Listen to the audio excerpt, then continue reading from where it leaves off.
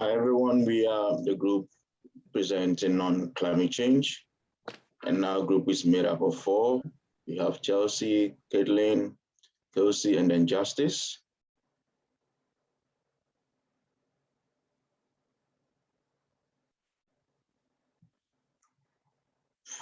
First, we want to look at why climate change is a hot topic.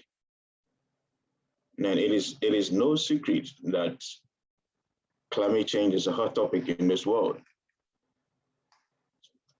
Some may believe it, others may don't.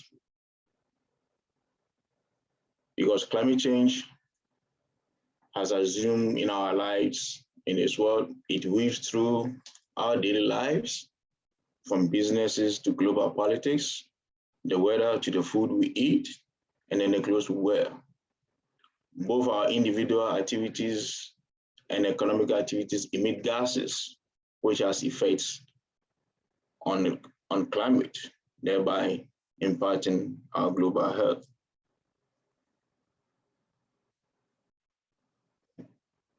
Let's take a look at some of the events and reports that has occurred within this semester that relates to our climate change. You could hear over the news, there are cases of extreme weather conditions during this summer. We had heat waves, breaking all-time records, hurricanes, and forest fires are all evidence of climate change. Within this week, like October 24th, there was a record-breaking bomb cyclone in California, and this left many parts of California very flooded. Even on October 16, and in September 16, 2021, the World Meteorological Organization published a report which indicated that COVID-19 did not slow the relentless advance of climate change. The report states further that there is no sign that we are growing back greener, as carbon dioxide emissions are rapidly recovering after a temporary flip dip due to economic slowdown and are nowhere close to reduction target.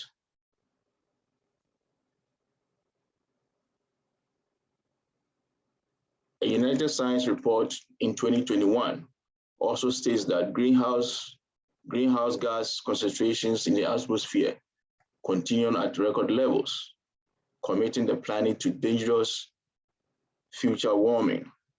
It continues to state that rising global temperatures are fueling devastating extreme weather throughout the world, with spiraling impacts on economies and societies. Billions of work hours have been lost through heat alone. The average global temperature for the past 5 years was among the highest on record. There is an increasing likelihood that temperatures will temporarily breach the threshold of 1.5 degrees Celsius above the pre-industrial era in the next 5 years.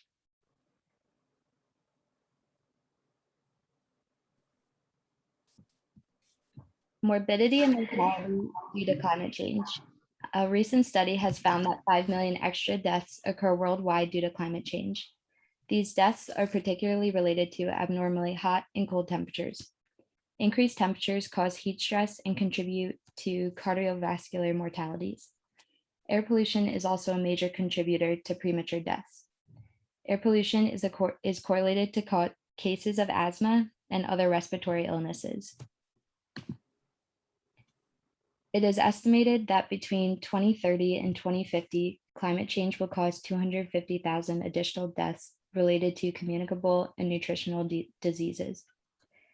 WHO, the World Health Organization, claims that of these 250,000 deaths, 48,000 will be from diarrhea, 60,000 from malaria, 95,000 due to child undernutrition, and 38,000 due to heat exposure in elderly people. Who is at risk? A disproportionate number of mortalities and morbidities caused by climate change occur in developing countries.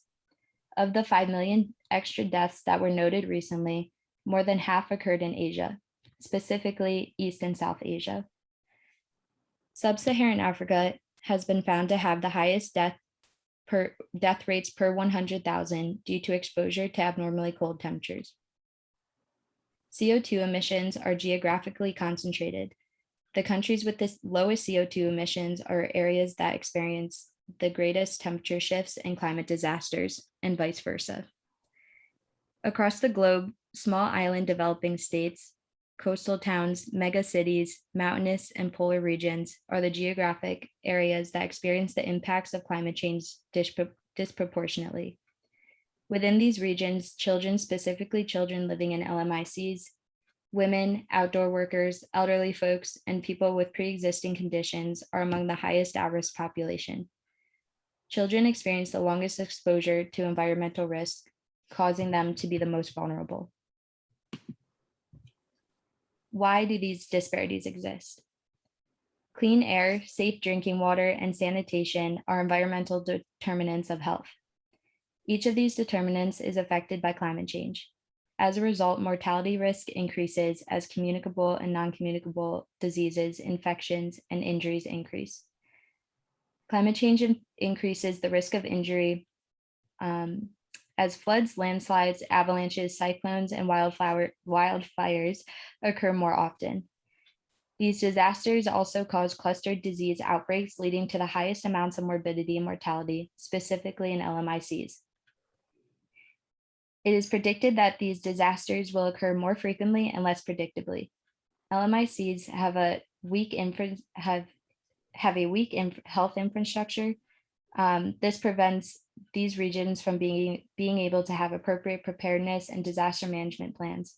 Furthermore, LMICs have minimum resources to respond to such disasters and increased rates of morbidities.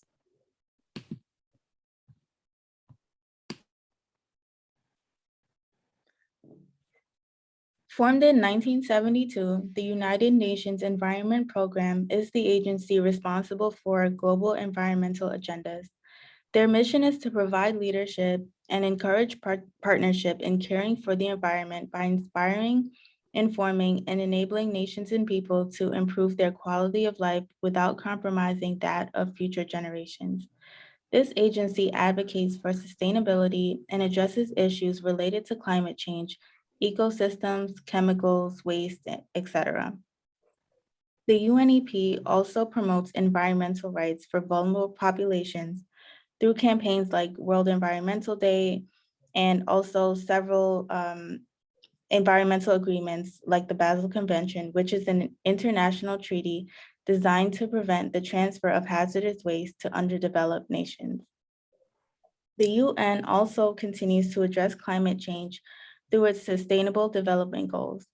The SDGs serve as a blueprint for achieving better and a more sustainable future for all people of the world by 2030. SDG 13 in particular aims to take urgent action to combat climate change and its impacts. Some of the specific targets of this goal are to integrate climate change measures into national policies, strategies, and planning.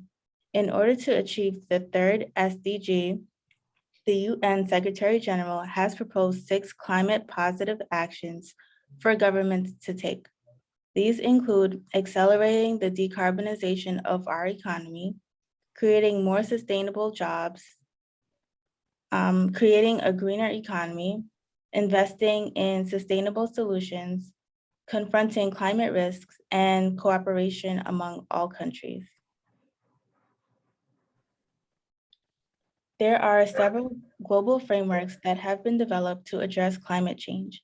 International environmental treaties like the Kyoto Protocol and the Paris Agreement of 2015 have been developed under the UN Framework Convention on Climate Change.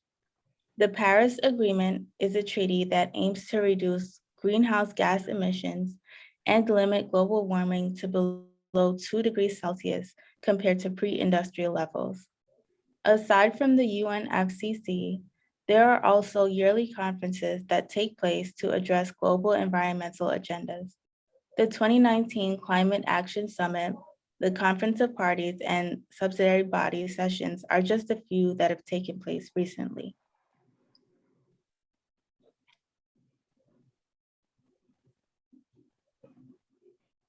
Some of the methods of climate change include the Montreal Protocol, the UNFCCC, the Kyoto Protocol, and the Paris Agreement. Even though the Montreal Protocol wasn't intended to address climate change, it became a model for future diplomacy on the issue, and every country ratified the treaty, which required them to stop producing substances that damage the ozone layer. The UNFCCC established the first global treaty that explicitly addressed climate change, and it established the annual forum known as the Conference of Parties, or the COP, for discussions aimed at stabilizing the concentration of greenhouse gases in the atmosphere. The Kyoto Protocol was adopted in '97 and it entered into the force in 2005, and it was the first legally binding climate treaty. Even though it did not compel developing countries, the US signed in 1998, but did not ratify the treaty and withdrew later. The Paris Agreement is the most significant climate treaty of today, to date, until future discussions. And the US withdrew in November of 2020 during the Trump administration, but rejoined in February of 2021 during the Biden administration. Most of the countries are failing to meet their 2030 climate goals, and because of this, the Paris Agreement is regarded as mostly a failure. So some of the reasons for the failures of the climate change regulation. One of those reasons is government inaction. Our current climate policy is no longer sufficient for addressing the current changes of climate change that we are witnessing. Governments have to be able to commit to the necessary international cooperation required to handle the current changes that we're witnessing. Some governments are unwilling to address the growing risk of climate change. For example, in the US, one of Florida's governor, Rick Scott, banned the discussion of climate change in official state communications, preventing consideration of future climate conditions in the state's strategic planning. As the world's second largest emitter of CO2, the United States cannot afford to ignore potential impacts of climate change. Rich nations have also failed to meet their funding promises, and our current financial pledges put the world on a path closer to a global temperature of 2.7 degrees Celsius instead of the below 2 degrees Celsius agreed upon in the Paris Agreement. Another reason for the failure of climate change regulation is that as these governments perpetuate inaction, the United Nations is unable to compel them to agree to adhere to these treaties and the commitments made in them. Guterres, the current UN chief, has failed to persuade the presidents and prime ministers of these high-income countries to commit to limit global warming to 1.5 degrees Celsius.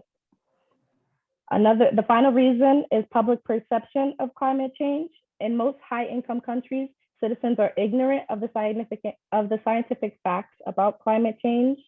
Most Americans understand that global warming poses a danger to their health, but few understand the intimate harm that climate change inflicts and the groups who are most vulnerable to its effects.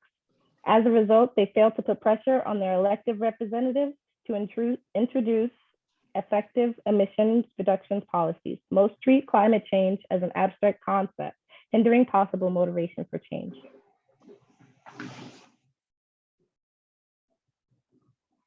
So what can be done now to change our current climate situation? We require an approach based on two strategies: mitigation, which is focusing on reducing emissions of and stabilizing the levels of heat-trapping greenhouse gases in the atmosphere. The goal of mitigation is to prevent human interference with the current climate and stabilize greenhouse gas levels and allow the ecosystem to adapt, ensuring that food production is secure and economic development may proceed sustainably. The second part is adaptation, which is adapting to our current climate change conditions. And the goal of this is to minimize our vulnerability to the harmful effects of climate change, such as extreme weather events, while also making use of any potential opportunities that have resulted from climate change, such as longer growing seasons.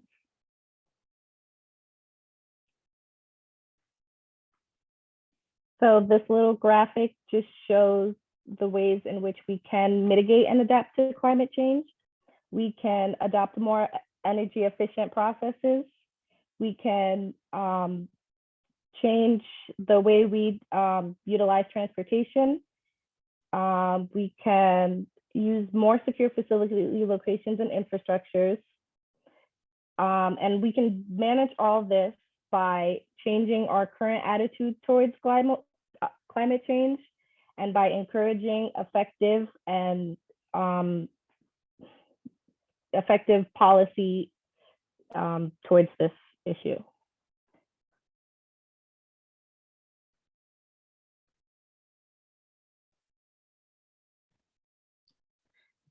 There are several areas, priority areas for action. So there are several strategies that can be taken to promote action against climate change. One of these strategies is through disincentives for pollution. A hallmark of this strategy is the principle of the polluter pays. This is the idea that those who produce pollution should bear the expenses for managing cleanup efforts. One of the first national legislations to support this principle was the United States Comprehensive Environmental Response Compensation Liability Act, or Superfund. It was established in 1980, and it forced companies responsible for contaminated sites to either perform cleanups or reimburse the government for cleaning up the site. A regional or local example of this principle would be making consumers pay extra for plastic bags. As a second priority, as a global strategy, it would be investing in supporting at-risk populations and regions to protect health and build capacity. The global health organizations need to continue to and expand upon assisting countries to strengthen their healthcare infrastructure to ensure the resilience and adaptive capacity is able to handle the health effects of climate change. Furthermore, emergency preparedness plans need to be in place for each country. Ideally, the countries that are responsible for the most emissions would be financially responsible for supporting these preparedness plans.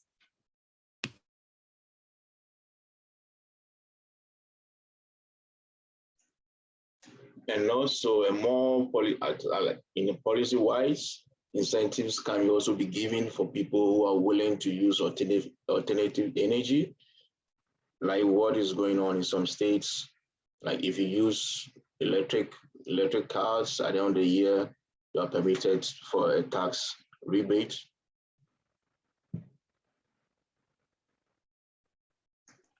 And finally, another area of action could be investment in greenhouse gas reducing technology. Industrialization is a great contributor to our global greenhouse emissions. Promoting and investing in technologies that limit our emissions could allow us to mitigate and adapt to our current climate. If the United States incorporated new technologies into their agricultural system, it could reduce the greenhouse gas emissions of certain industrial processes by 70% by 2036. New technologies in China, the world's greatest greenhouse gas emitter, are capable of reducing the emissions caused by their food production.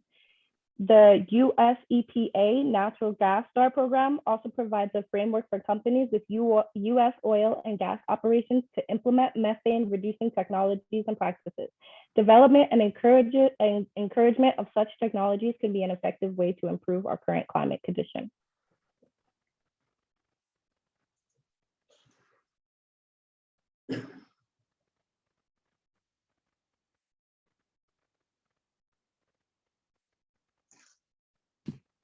Thank you.